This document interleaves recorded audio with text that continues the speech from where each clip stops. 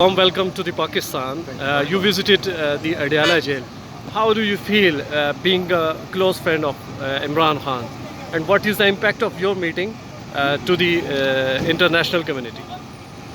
I'm here as a friend of Imran. I'm not here as a lawyer or as an activist. I want to see him if he'll let me, and I hope I will be able to. But more than that, I hope he'll be free. He shouldn't be behind bars. Being a journalist, how do you see the treatment of Imran Khan here in Pakistan, and how the international community watches all these events in Pakistan?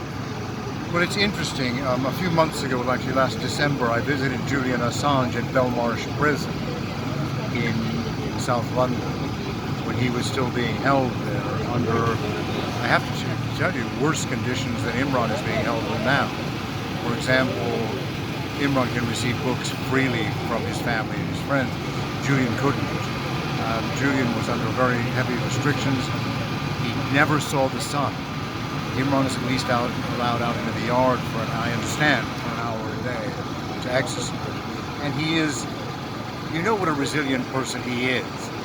And every time someone tries to knock him down, he gets up.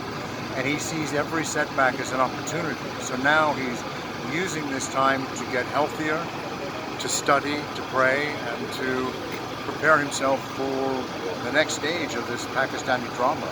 Charles, as you know, the U.S. Congress also approved, the plea in favor of Imran Khan. How do you see that movement of Congress can give any benefit to Imran Khan and can make a smooth, the transition between establishment of Pakistan and Imran Khan? Is there any?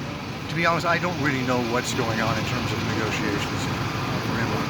I assume, though, based on past experience, that it's more important than the Congress in relation to Pakistan is the Pentagon. It's the Department of Defense that really leads the policy making in Pakistan. So I think one should keep an eye on them and what they're saying. Thank you, sir. Thank you very much.